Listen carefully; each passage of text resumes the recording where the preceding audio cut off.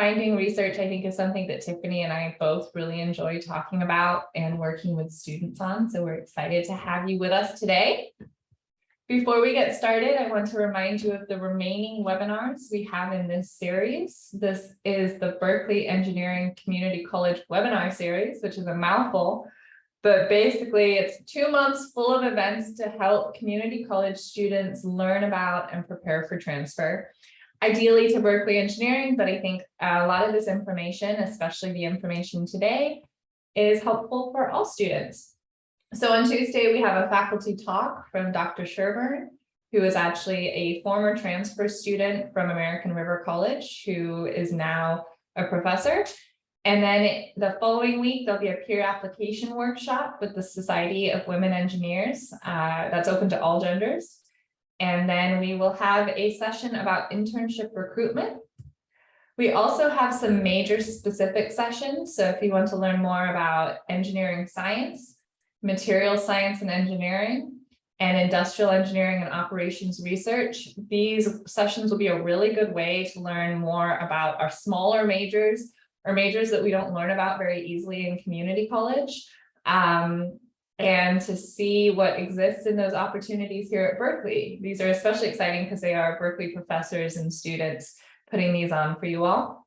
And then brand new this year, we will have an EECS or electrical engineering and computer science question and answer session. And I know that is a very popular major. That session will also cover the differences between the EECS and the computer science major. So we've been getting that question through the month. That session will be on both ways to study computer science here at Berkeley. So with that, just some guidance for today's session. You may ask questions through the Q&A feature. And if you're able to, but I haven't seen it lately, you can upvote other people's questions. But if you have questions that are very specific to your situation, I'm going to encourage you to send us an email instead. We won't be able to, unfortunately, have time today to answer questions about, the courses you took or your background. So with that, I'm going to invite Tiffany to introduce herself. Hi, everyone. It's great to be here today. I was on a meeting just before this where we were talking about our favorite time of year, and hands down, my favorite time of year and my favorite month of the year is October, specifically because I get to work with students like you all and help you prepare for transfer and help you get accepted into research opportunities. So my name is Tiffany Reardon, and I have the pleasure of working with Nicole at UC Berkeley. I work in the College of Engineering, and I run our engineering excellence programs. If you decide to come to Berkeley, there is a program that you might be a part of called T-Prep, which is a transfer pre-engineering program. That's my day job. And then in my spare time, I have a blog, which is refinder.com, which has some information that's actually pretty relevant to today's session. Tiffany is a guru. And my name is Nicole McIntyre. I am the manager of transfer success initiatives for Berkeley Engineering. So I am involved in many programs for prospective and our current transfer students. And I'm also the director of the Transfer to Excellence program, which is a paid research program for community college students. So today we'll be talking about what is research? Why might it be beneficial for you to think about getting involved now instead of waiting until you are at a four-year university or in grad school? Some common ways to find research. And then finally, we'll talk a little bit about the Transfer to Excellence program. So Tiffany, what is research? All right, so excellent question. So I get this question a lot, is what is research? And research will actually look a lot different depending on what field you're in. So, for some of you, doing research might require that you're in a lab. For others, it might, you can do research, in front of you on your laptop, right?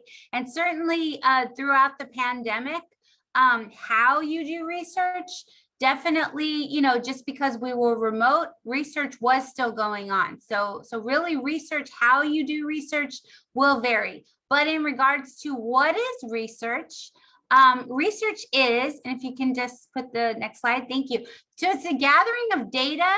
Oh, sorry, yeah. Okay, so it's a gathering of data, information, and facts for the advancement of knowledge. And basically what you're doing when you do research is you are posing a question, collecting data, and presenting an answer. And a very big part of that, very big part of doing research is really looking at what's already been done. It always cracks me up when students first get involved in research. They first get involved in research and then, I'll say, how's the research going? And they'll say, oh, I'm not really doing anything. I'm just reading a bunch of journal articles. That's research, right? So that's kind of how you start. It can be repetitive. It can be exhausting. It can be frustrating.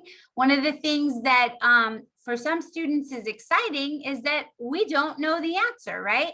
So if we don't know the answer, you don't know the answer, your faculty doesn't know the answer, your grad student doesn't know the answer, it kind of puts a level playing field. So if you're that person who has these crazy out of the box and innovative ideas, research might be a good venue for you to explore your major and to explore research and answer questions using your major and disciplines in your major to come up with answers. So that's what is research. Now, we're here today to talk about why you should do research. So why should you do research? So you should do research if you are passionate about a particular area or if you want to explore a particular area. Now, by doing that, gaining hands-on research is one way. It's also pretty exciting because as transfer students, we know that most of you are taking lower division classes, right? So you might be taking calculus, maybe linear algebra, physics, chemistry, organic chemistry, maybe some programming classes. So you're kind of taking the lower division, but you obviously have some interest and some interest in the application. So if you want to become an expert in that area, research is a good way to get a start. In addition, if you kind of want to push the boundaries of what can be done in that area and solve problems that haven't been solved before, maybe you're involved in a club on campus or you're involved in some project, independent project, this is a great indication that research might be for you. If you are interested in transferring to a research institution like Berkeley or one of our sister R1 schools, research is something that you can certainly pursue now. You don't have to wait until you transfer. And if you are interested in attending graduate school, based on what graduate program you're looking to do, you have to do research. So that's kind of the why to do research. So why do research specifically as a community college student? As you know, you have to fill out a transfer application, and having research can certainly strengthen your transfer applications. If you are applying to any of the UCs, you probably have seen the personal insight questions that specifically say, how have you prepared? One of the questions is, how have you prepared for upper division coursework? I can't think of a more relevant illustration of that than research, right? So because research absolutely demonstrates interest in the major, but not only interest, understanding of the major. So interest and understanding of the major will absolutely strengthen your transfer applications. In addition, it will also help you refine your major. So let's say, for example, you're not sure about what you want to major in. And this is something that I think a lot of transfer students struggle with, right? Maybe you like electrical engineering, but then you also like mechanical engineering. Maybe you like chemistry, but you're not sure if you should do chemical engineering or pure chemistry, right? Maybe you like computer science, but you're kind of thinking about computer engineering. A research opportunity and getting involved in research can really help you refine that and help you select a major And it can also help you build connections at your dream university. So again, as a community college student, there are a lot of different benefits to doing research. And I would say, if you're one of those students that's thinking, oh, well, I'm just going to wait until I, transfer to the 4-year, I would really strongly recommend that you consider not waiting and pursuing that now. So the types of research programs. So when we think about research, really there are kind of 3 different types of research programs that you will possibly get connected to. So the first type, so this is kind of the traditional, right? Traditional and formal research experience. So we call these REU programs. They typically take place in the summer. Oftentimes they are funded by the National Science Foundation, so the NSF, and that's a huge funder of scientific research. And when we talk about an REU program, it's technically a structured program where you might have other students that are doing research with you. Usually these last about 8 to 10 weeks. Oftentimes you will be required to live on campus, and they usually provide your meals, your housing, transportation, maybe a stipend, and it has a capstone research project, maybe do a poster presentation or a paper, but that's probably the most common one. The second type is an academic year research. So doing research on your campus, maybe with faculty at your community college, or maybe at your local university. So for example, the Bridges to Baccalaureate program, they have a number of partnerships with the local universities. That's administered by the NIH, which is the National Institute of Health. Part of those programs have a component where they have to partner with local community colleges, which is great for you because it is specific to your community college. That would be academic. Or perhaps maybe you're in an honors program, right? Maybe you're in an honors program and you're doing research as part of that honors program where you work with a faculty member. The third one would be a short-term research project. So this could be something that you're doing completely independent on your own. And as I talk with students sometimes, and we kind of talk about what students have done, sometimes students realize, wait, I'm actually doing research currently, right? So maybe you're doing a research project about something that you're interested in, that you've always been interested in, and you kind of have done the, background research, and maybe you're, at different stages in that.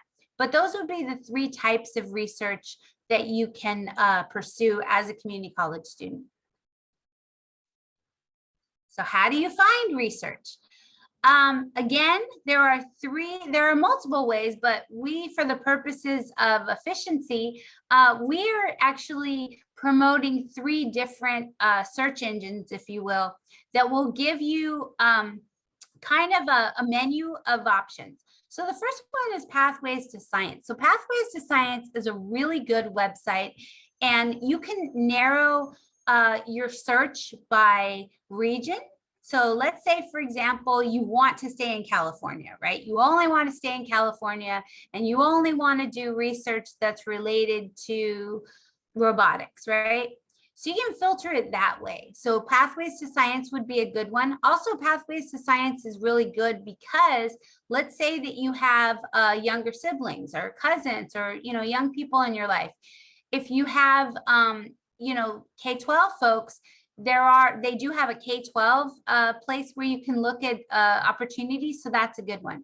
The NSF REU one is also a really good one, but I will kind of, warn you that it's not the most exciting in terms of, informing you what they're looking for. But what it will tell you what schools and what programs currently have NSF funded REU projects. So I know that many of you, whether or not you know it, are probably involved in NSF STEM projects or perhaps LSAM projects. So these are projects that your programmatic elements at your community college are funded by the NSF. And so if you apply to different programs they would be very happy to have community college students. And I know a lot of these programs are actively looking for community college students to be participants. The third, and full disclaimer, this is actually my website, is REU Finder. So the way that REU Finder came about literally is because transfer students. So I actually used to work at a community college. I ran a MESA program, and I was looking to get my students opportunities so they could be more competitive for transfer. And so REU Finder really kind of spawned out of that. And so I have our site divided by year in school. So freshmen, sophomore, juniors, seniors. I also have a community college section, but community college section, that's not the only section where you should look on REU Finder. I would look on both freshmen and sophomores as well. That's a way for you to get research, and I have it divided by year in school. I also have all the details out there for you. I know you as engineering students are all about efficiency.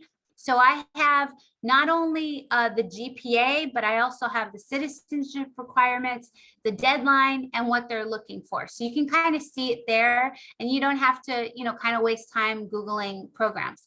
In addition, I also have specific sections for international students and undocumented students. So if you are an international student or an undocumented student, don't feel that paid research opportunities are not available to you. There are actually a lot of programs that you can participate in and get paid, regardless of your status. So how do you find research as a community college student? So again, there are programs, and you're going to hear about one fantastic program here at Berkeley that is designed specifically for community college students. In addition, even if the program does not say that they are specifically looking for community college students, things that you should look for, one thing might be first generation college students. So if you are a first generation college student, that might also be something that you should be mindful of.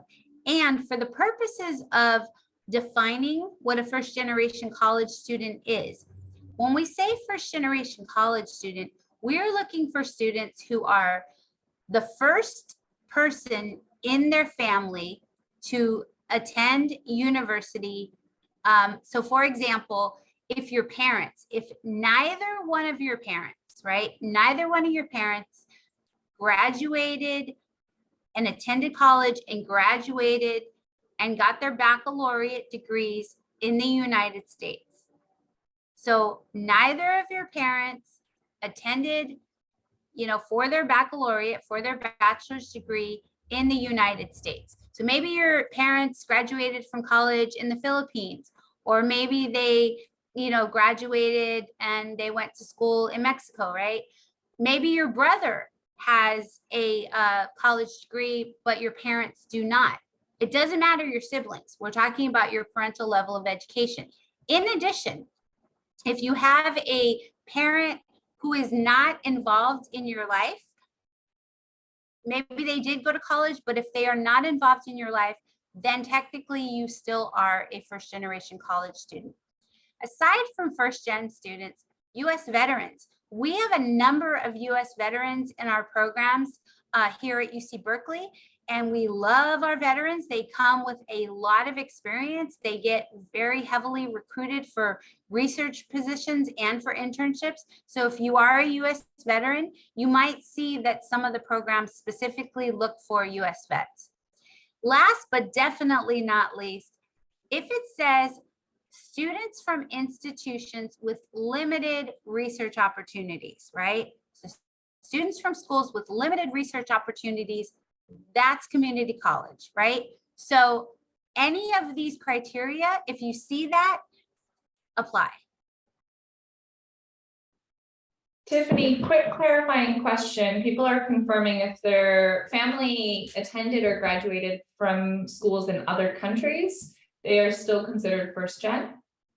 Yes, if your family, so I see a student says, my dad went to college in Mexico, So if your dad went to college in Mexico, he did not go to college in the US.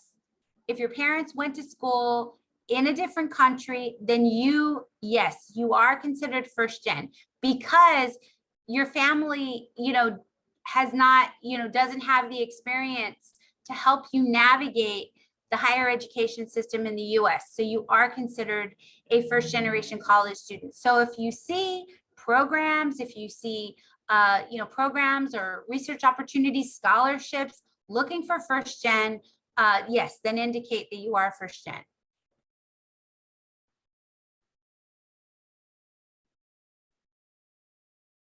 Okay, so here's some specific opportunities.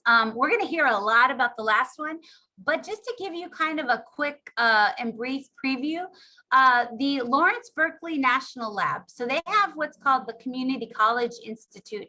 And this is a program for students that are at community college, and you can do research at the lab, and you can get paid for it. So it's a great program. We call it LB&L for short, but it's the Lawrence Berkeley National Lab. And if you decide to come to Berkeley, we say research up on the hill, because literally it is up on the hill. That application is actually due in January. I believe it's January 12th. So that is kind of, one of the earlier programs. So I would encourage you to look up that program and apply. That particular program will require letters of recommendation, essays, and they will ask what specific program or project you'd like to work on. So that's something that you can start looking at now and start applying. There's also the NIH Bridges to Baccalaureate program.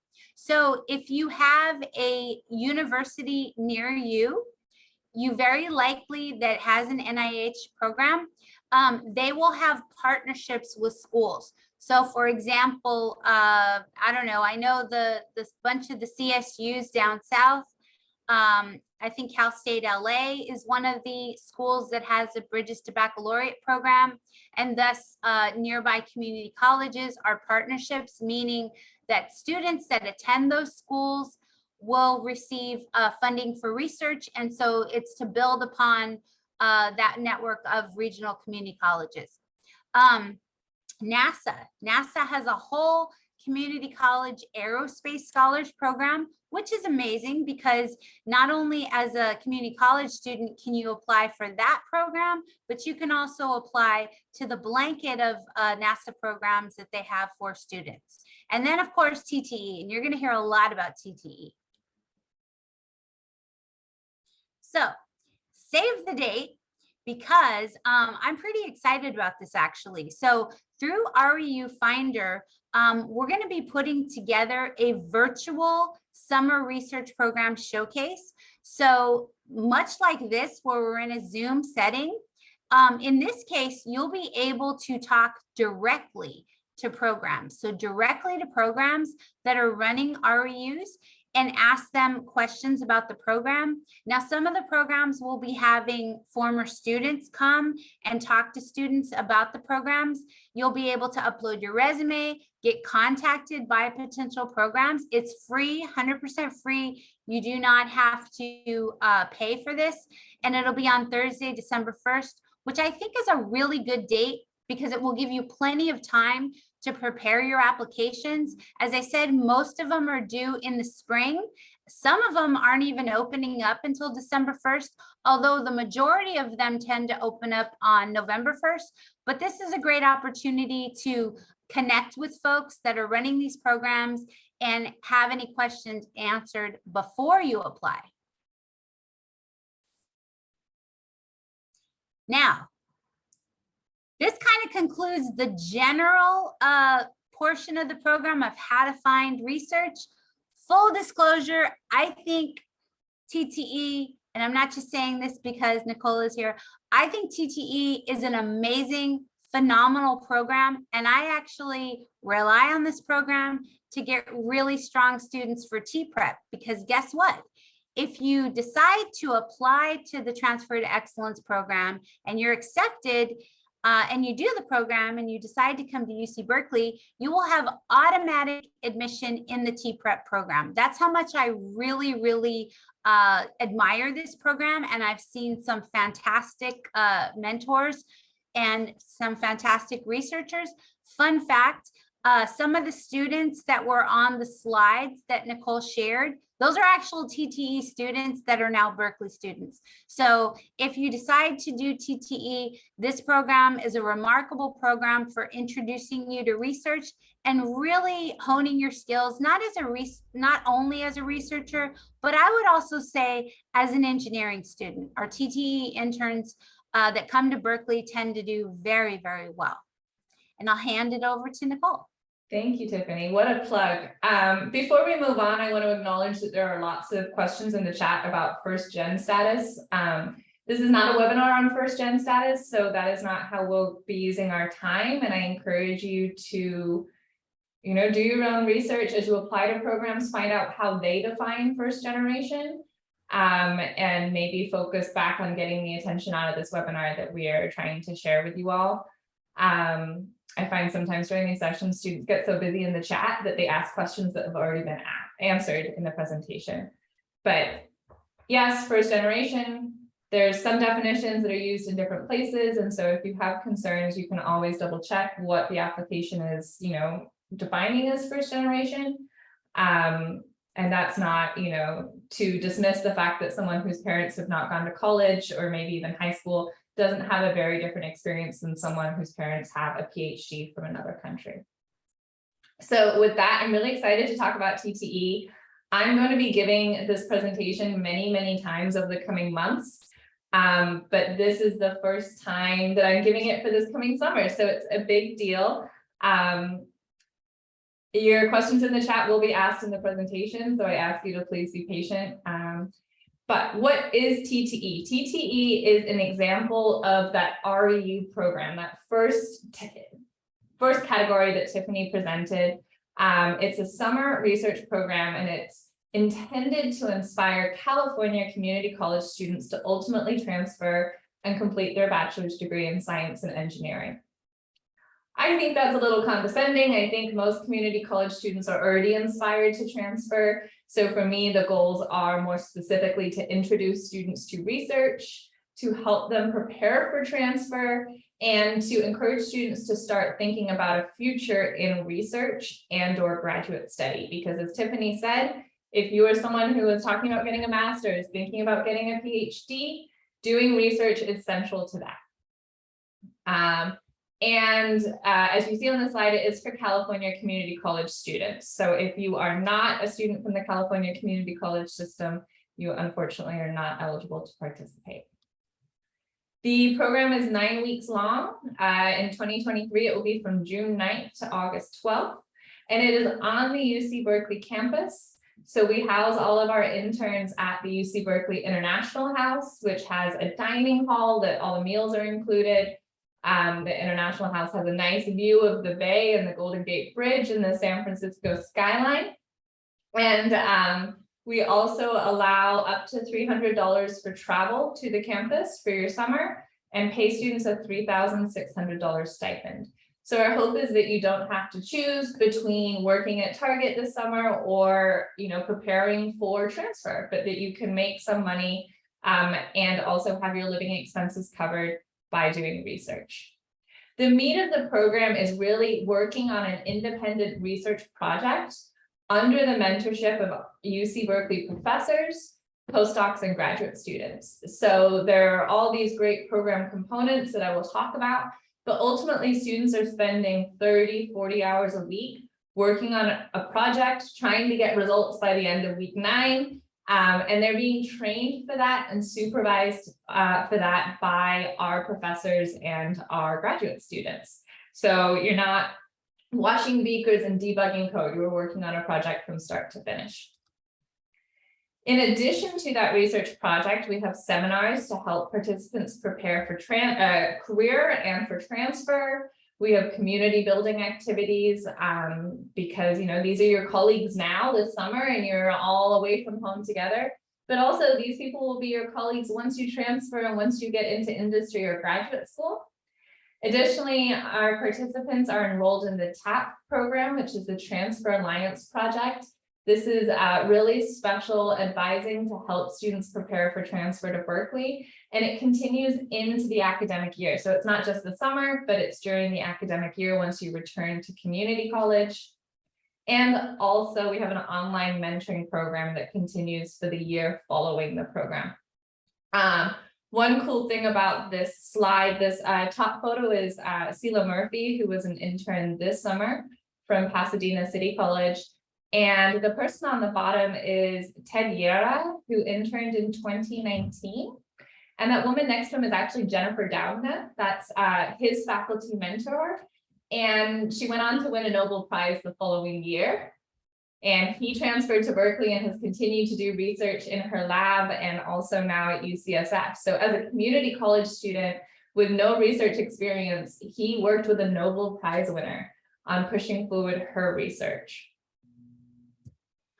She won a Nobel Prize for co-discovering or developing CRISPR-Cas9 technology, so gene editing, if anyone's familiar with CRISPR. So what are the benefits of participating in this program? You heard a little bit about the benefits of doing research in general, especially as a community college student. But specifically for TTE, you get to experience life as both a researcher and a student at UC Berkeley. So if you're thinking, maybe I want to go to UC Berkeley, or maybe I want to spend time doing research, this is a pretty low cost way to try those things out, right? It's only 9 weeks. It's not the next 2 years of your life. It is a great way to gain experience that you can discuss in your personal statements. So on your transfer application, when we ask, how have you prepared for your major? How have you taken advantage of enrichment opportunities available to you? This is a perfect answer. Additionally, you'll learn concrete skills, how to conduct scientific research, how to present it, how to create a research poster, which is what you see Sela presenting in that last slide, and how to write a research paper. You'll network at UC Berkeley, building connections with both our faculty, students, and staff, and also with community college students from across the state. I think especially if you're looking for other community college students that are super interested in what you're interested in and super focused on those things, it can be really powerful. And finally, as I said before, you'll receive additional advising and support for transfer to a four-year institution. So the research areas, I always get asked this. We saw a question earlier in the chat about data science. The research areas available for this program are dependent on the interested faculty. So they change every year. We accept students regardless of their major. So it's not only open to certain majors, but a big part of the application is being able to match your interests with one of our research projects. Because if you're telling me that you are an industrial engineering major focused in product design, and I only have biochemistry projects, that's probably not going to be a great match. So again, open to you regardless of major, but your interests have to align with the research that we are doing. And I'll speak a little bit more about the research that we will be doing and how you can learn what research we're offering each year in a few slides. So another thing I'm seeing questions about is who is eligible for transfer to excellence. And a main thing I want to communicate is that there is no research experience required or expected. Every intern we have ever had over the last 11 years has been a community college student. So what that means is that they might have basic math, physics, chemistry, biology, but no one is coming in with advanced courses in circuits, machine learning, wastewater management, things like that. You know, this is really a program for students with a lower division understanding of their field and the interest to learn more, and we will teach you everything else. So we ensure that you are ready to learn what we have to teach you by having a 3.0 GPA requirement in your technical courses and requiring that by June, you have completed 2 semester calculus courses, or if you go to a school that's on the quarter system, 3 calculus courses, and 3 science or engineering courses, one of which has a laboratory component. So before you ask questions in the chat, I will tell you, Pre-calculus does not count as a calculus course. We're looking for you to actually take Calc 1 and Calc 2, or Calc 1A, 1B, and 1C, whatever it is listed at your community college. And computer science and programming courses do fall under the science and engineering category, right? Our computer science program is within engineering, so as such, we see it as that. We do accept AP and IB scores for these courses if you happen to have taken those tests, and that information is on our website. We also require students to be age 18 by April 1st. And this is a really important part. You have to be planning to return to community college next year. So if you're in the process of applying for transfer, if you're going to submit your application on November 30th, you are not eligible. This program, not all the other programs Tiffany talked about, but the Transfer to Excellence program is really for students who have 1 year left at community college. So when we help you write your personal statements and we help you build a strong application for transfer, that information is helpful. And then finally, as a federally funded program, we do require that you are a US citizen, national, or permanent resident. However, we also encourage undocumented students to apply regardless of status. If you're AB 540 or documented or undocumented. Unfortunately, this program, because of how we receive our money, we cannot accept international students. So if you are on an F1 or a J1 visa, I encourage you to head over to our Finder and look at that Internships for International Student tab. I'm gonna take a quick look at the chat. What other science courses can fulfill the science course requirement? Think about science in general: chemistry, biology, physiology, and anatomy, computer science. You know, if you want to do a Google search for what is science, that might be helpful. Can you apply multiple years in a row? Yes, you can. And looks like a lot of these questions about the application process, which we are still getting to. Yes, Tiffany. Nicole, we had a question about the letters of recommendation. Is that something you'll cover? Yeah, absolutely. Okay. All right, so just a quick overview to get you excited. This is our 2019 cohort. All of these students have transferred. A lot of them have graduated, which is alarming to me now. Elisa Pashina, who's in the middle of that picture on the right, has started her PhD program at USC. Victoria Helm, who's in the very left of that picture, is teaching computer science at Stanford.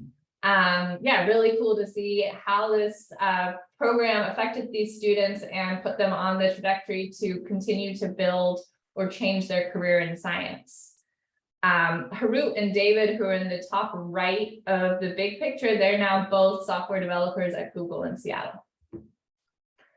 2020, we went remote. We were one of the few programs to go remote the first year of the pandemic, and these students have all transferred. 5 or 6 of them, I think 6 of them are at Berkeley finishing up. And then in 2021, we were remote again. Both remote cohorts actually had a good experience and they were amazing interns, and these students are now our first years at UC Berkeley and at other schools across the state. And in 2022, we were finally back in person, which is our plan moving forward.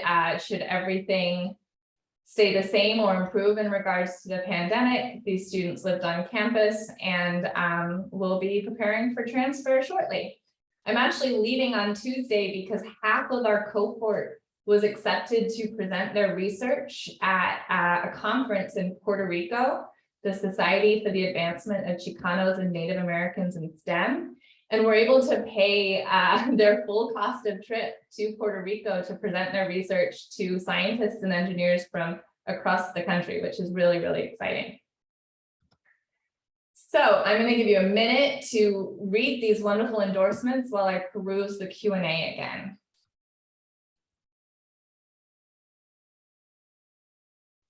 Oh, there are people going to SACNAS. I will see you there.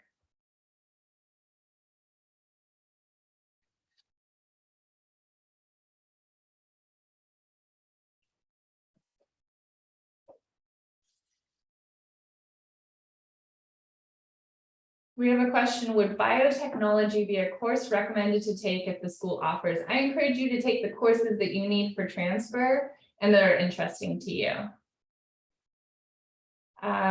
There is not more information available about the guarantee admission to T-Prep. That's just a collaboration that Tiffany and I work closely on. We're very aware when our students start who was in TTE and who wasn't. I want to go back quickly because there was a question about the eligibility criteria. So someone said that the slides, the bullets about returning to community college are confusing. So you have to return to community college in fall, and in that semester be submitting your application. So you're applying in fall while you're in community college, because you have to apply a year ahead of time. And then you'll be starting in community college in fall 2024. So essentially, if you have a year left of community college, this program is for you. I think the bullets are right. You just have to understand the difference between applying and starting at a community college. Awesome. So the application opens on November 1st. We are at 10 days to go, and it is due on February 3rd. So you have a good chunk of time, hopefully some time off school in November and December and January to work on this application. This timeline compares pretty well to other REUs. So you'll likely be researching many and applying for them at the same time. And our decisions are made in April. And as Tiffany referenced in her section, students who receive financial aid are the first in their family to go to college, are women, are veterans, are members of other communities that are underrepresented in STEM are encouraged to apply. Nicole, we have a question. How many students typically apply for TTE? The last few years, I have gotten exactly between 100 and 110. 110.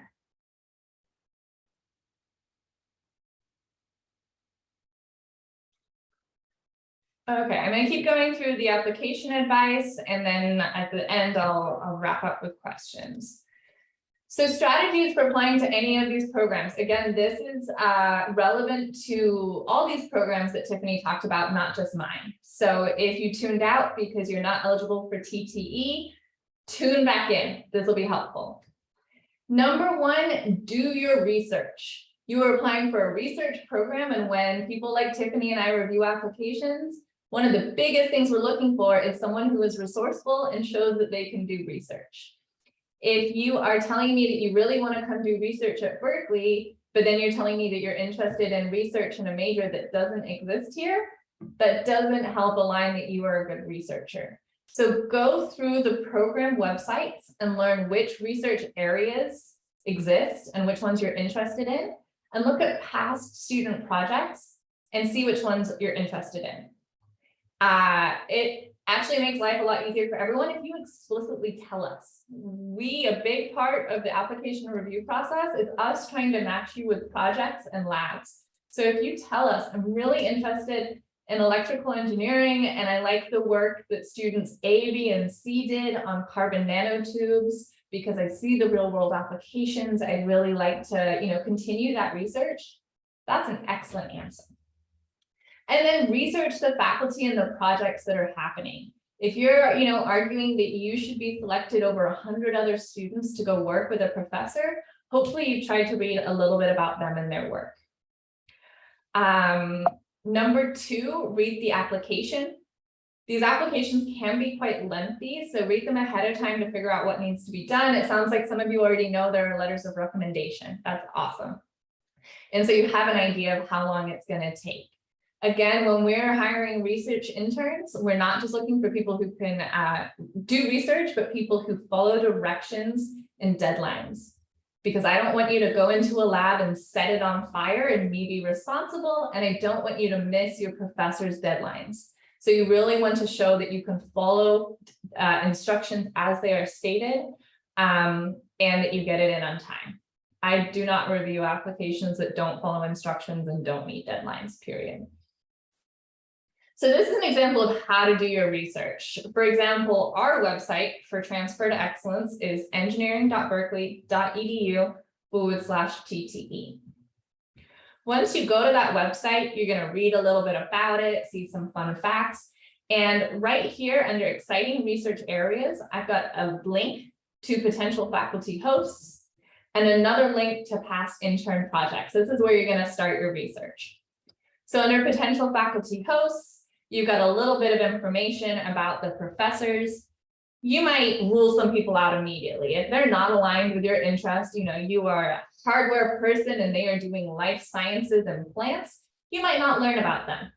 But based on the information on websites like this, you should be able to narrow it down. And then you can very simply copy their name into Google, or on my website, click the link and read more about them.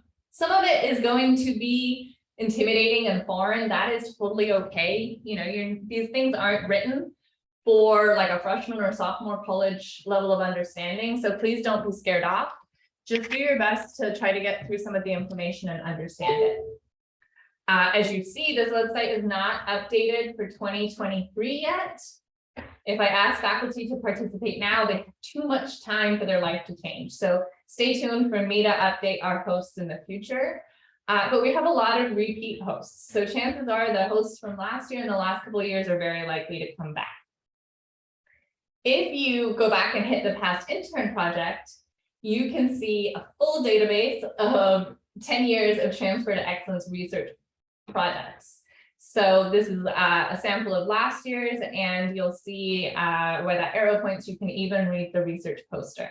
So there is a plethora of information for you to figure out, A, does this program align with your interests? And B, who might be good faculty hosts for you? Lots of other programs have really similar websites because we all copy and teach each other, and we all want to brag about what our interns are doing. So continuing on,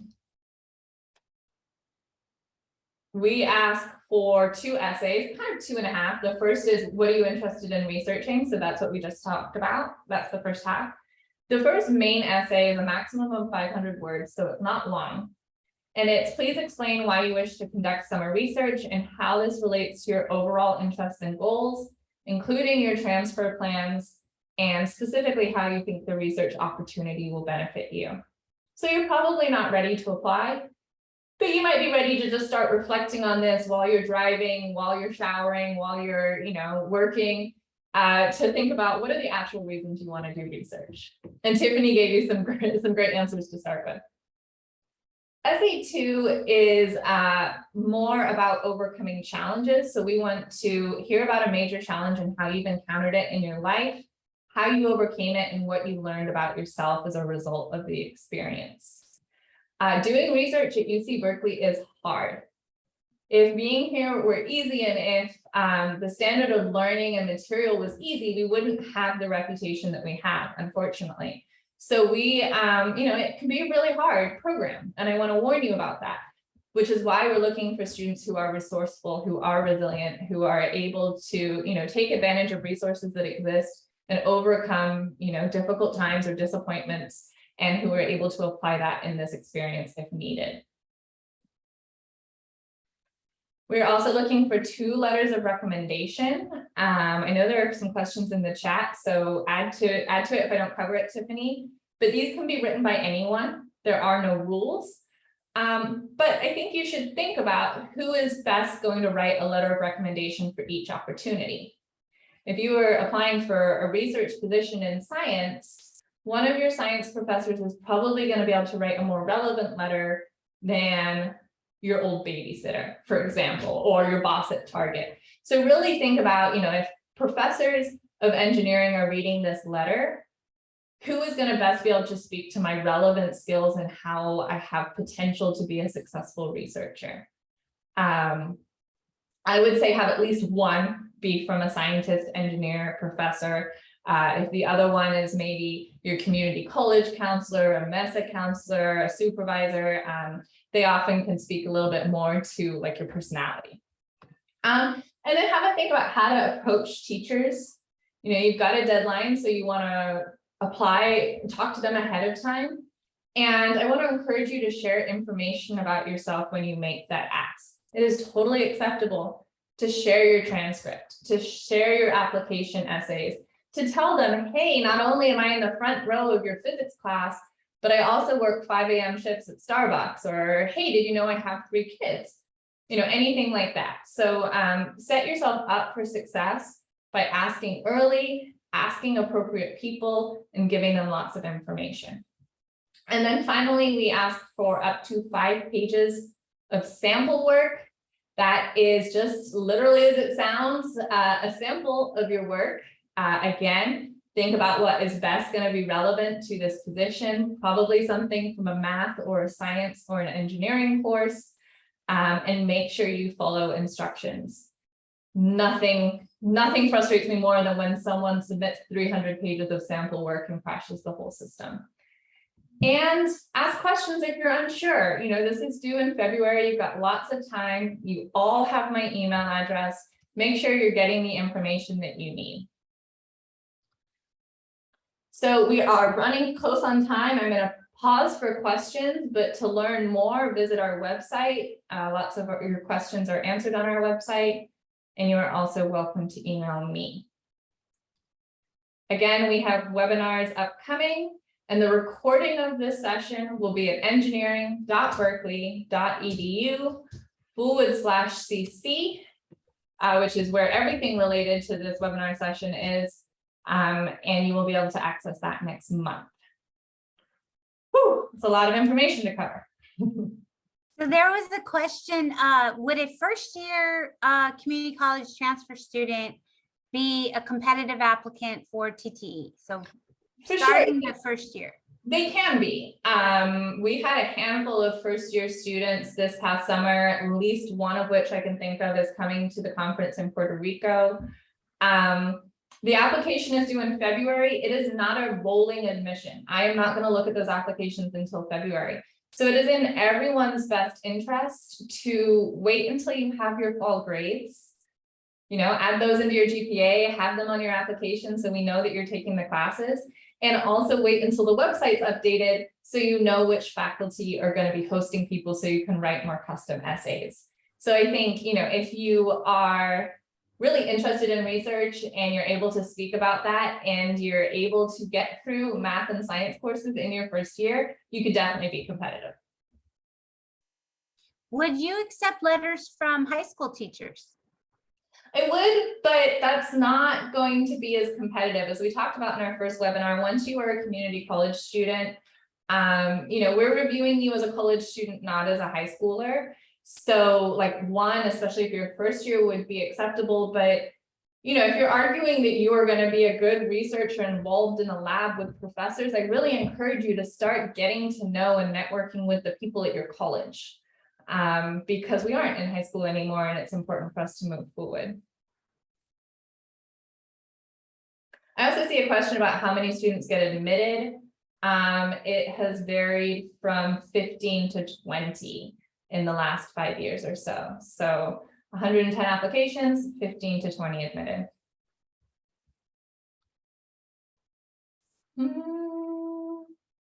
Is living at UC Berkeley a hard requirement? I also saw another question about accommodations. This program, like many programs, is meant to give research opportunities to people who don't have them. So we want to be as flexible as possible. The point of asking to live on campus is really to encourage you to embed, but that might not be practical for everyone, especially for caregivers. So that and any other accommodations that might be necessary based on family structure, disability, any other reason, religious need, you know, we can always discuss. Again, we don't have any documentation about being guaranteed to TPrep because these are just 2 programs that we run and we sit next to each other, but we've never had an issue with it. They are guaranteed admission to TPrep, not to UC Berkeley though. So you still have to get into UC Berkeley before you get into TPrep. So our interns, unfortunately, are not guaranteed admission to the university, but we give you a lot of help to build a strong application. Oh, lots of questions. And they should contact you directly, right? For questions about TTE. I'm putting that in the chat and the website. To clarify, are you doing 2 essays for each potential project? No, good question. You submit 1 application for the whole program, and then me and my team review for eligibility, find strong applicants, and then we send applications to the relevant faculty to see who would be a good fit for their project. Would a letter of rec from one of the UCs work? Yes, if they know you well. Again, there are no rules for things like letters of rec. It's really just thinking about what is going to be the most competitive. Do all TTE graduates get funding to present in a future time conference? No, it's a scholarship based system, so they have to apply. The main conference our participants attend is SACNAS because they have a special summer research program application cycle. So we help students apply for that in June and July, and then they all find out if they're admitted right as the program ends. If students were accepted to present at other conferences, they could apply for a TTE scholarship. There's a lot of questions about the sample work. Can you give some examples of things that students have submitted in the past as sample work? Absolutely, yeah. So sample work, I saw a question about personal projects. This can be something that you just do over winter break because you want to, if you have a website, if you did something in your engineering club. It might be a lab from your physics course, from your biology course. It might be an exam that you did well on and you're proud of. Yeah, there's a lot of options. Again, think about what is going to be most competitive for what you were saying you are. If you're saying you're a really strong, potential computer science researcher, think about something more in the world of math and computer science. If you're saying you're a really strong biologist, think about what you've done in maybe biology or chemistry courses. I really encourage you not to submit papers from your history class, your psychology class, the humanities and social sciences, because although it's important for you to be a strong writer, that doesn't help us understand your, technical potential. I'm seeing more questions about accommodations. It's impossible to answer that without knowing more about what would be needed. So again, for individual inquiries, please send me an email.